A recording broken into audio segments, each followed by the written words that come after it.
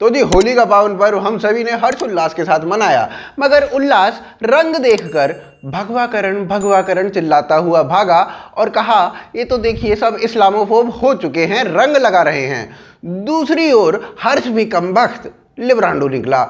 उसने भी बिना ज्ञान पेले कतई नहीं माना और सेव वाटर, रंग मत लगाओ जानवरों को, ये वो मॉलेस्टेशन अंट शंट सब से बचते बचाते जैसे तैसे हम सभी ने होली खेली, लेकिन इस्लामिक हाथों से हम मंदिरों को नहीं बचा पाए। तो जी आइए बात करते हैं बांग्लादेश में खेली गई मंदिर तोड़ होली की।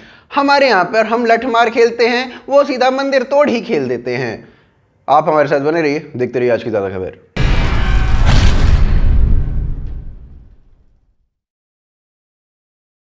तो जी 26 मार्च 2021 जुम्मे का दिन नरेंद्र मोदी पहुंचते हैं golden jubilee celebration of Bangladesh के सेलिब्रेशन में, और बांग्लादेश में जाते ही उनके विरुद्ध पूरा का पूरा प्रोटेस्ट खड़ा हो जाता है। भैया ये आदमी प्रोटेस्ट ही प्रोटेस्ट झेल रहा है, इंडिया जाए तो प्रोटेस्ट, पाकिस्तान जाए तो प्रोटेस्ट, बांग्लादेश जाए तो प्रोटेस्ट। इतने प्रोटेस्ट कभी जिंदगी में किसी और ने नहीं देखे होंगे जितने इस आदमी ने 2-3 सालों में देख लिए हैं।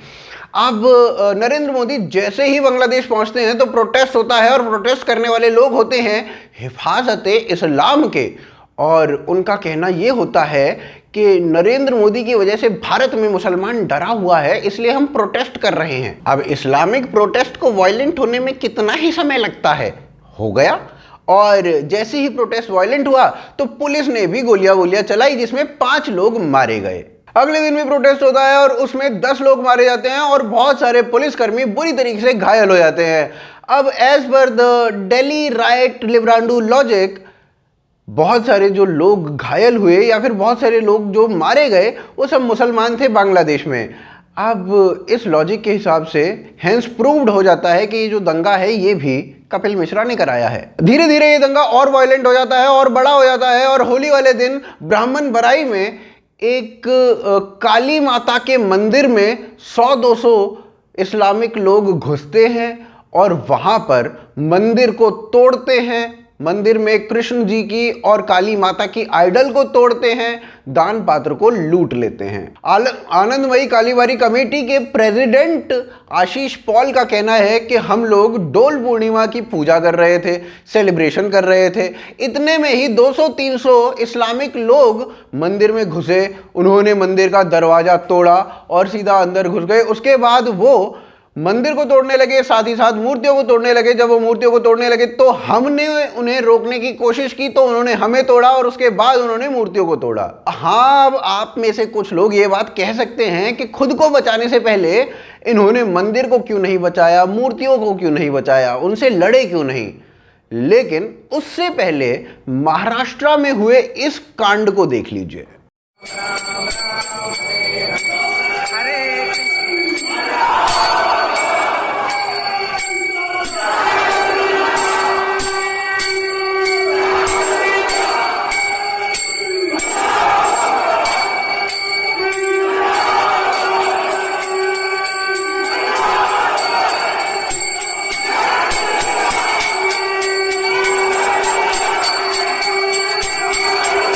मंदिर के अंदर घुसकर अल्लाहू अकबर का उद्घोष हुआ।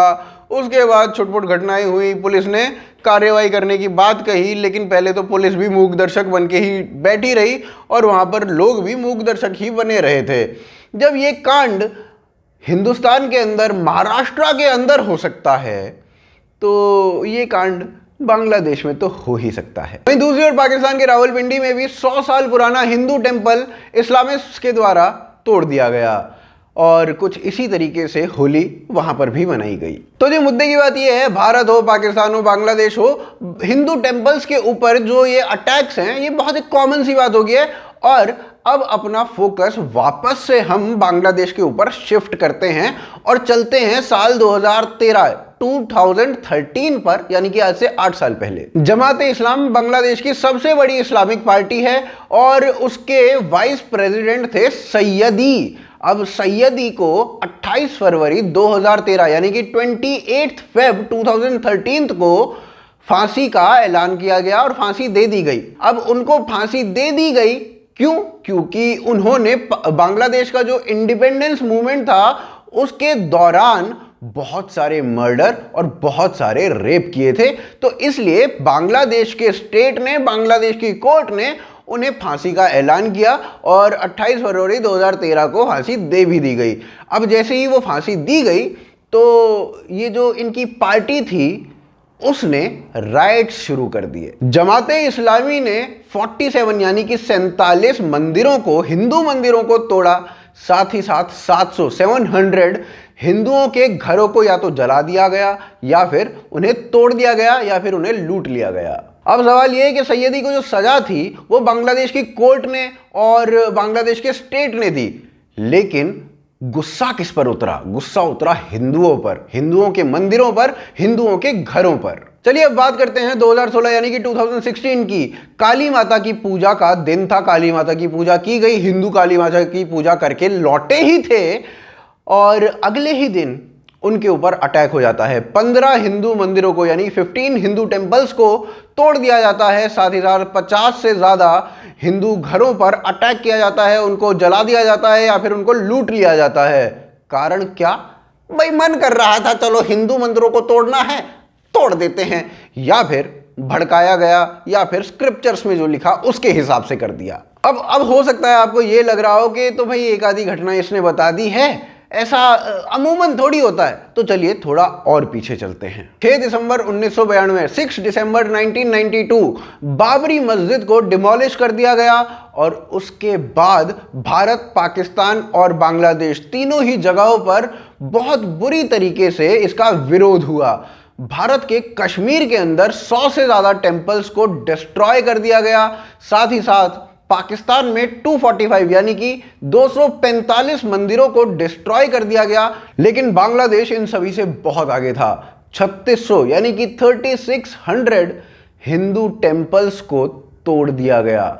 साथ ही साथ 28,000 हिंदू घरों को जला दिया गया या फिर ध्वस्त कर दिया गया।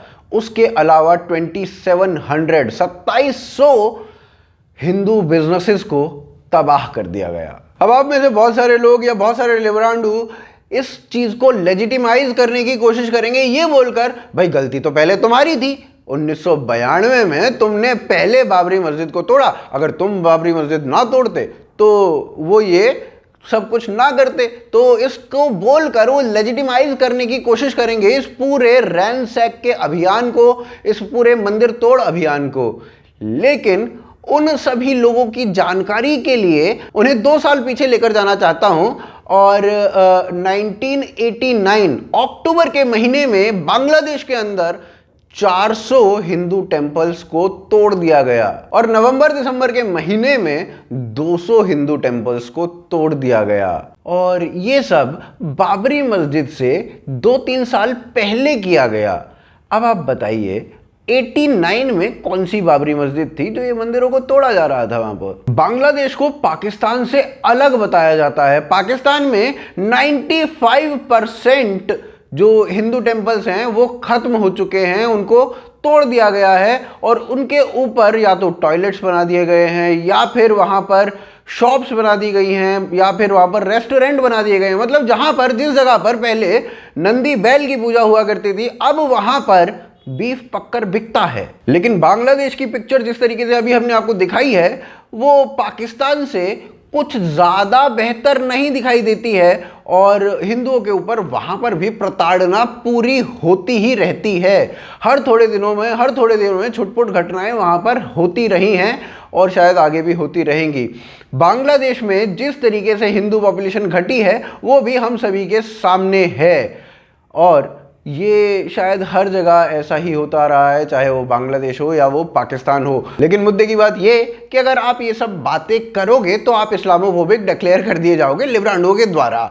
अब भाई हम तो ये काम करेंगे नहीं, हमने तो बस आपको इन्फॉर्मेशन दी है, बाकी सब आप खुद समझें। और उम्मीद है कि आपको वीडियो पसंद आई होगी। अगर वीडियो पसंद आई है तो इस वीडियो को ज़्यादा से ज़्यादा लोगों तक पहुंचाइए।